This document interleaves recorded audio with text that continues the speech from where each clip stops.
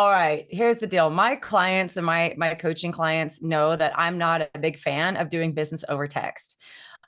You might think I'm old school, but guys, text is not an effective way of communicating. I think it's a great way to initiate a conversation, but you certainly do not carry on an important conversation, including a business transaction, over text, especially for massage therapists, because one of the vulnerabilities of our profession, as you all know, is a lot of people out there have the wrong idea about what we do.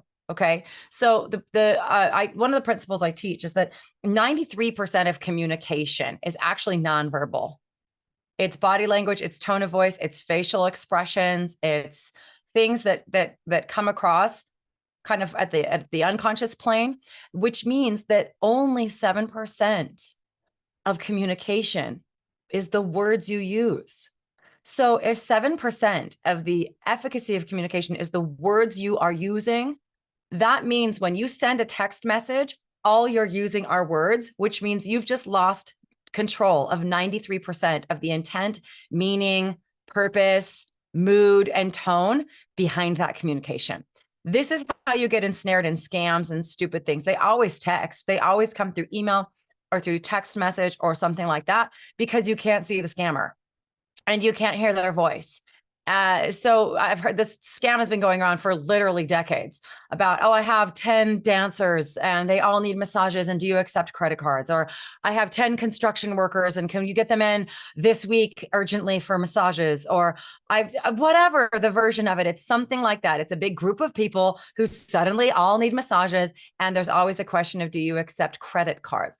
Guys, this is a credit card scam. And how it works is you're going to be so pumped that you're going to get this massive payday and 10 new clients, and it's going to be awesome.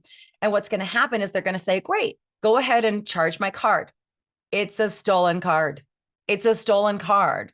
And what they're doing is using your credit card processing system to see if the card is good or not. So you put through a $500 charge and then they go, awesome, thank you.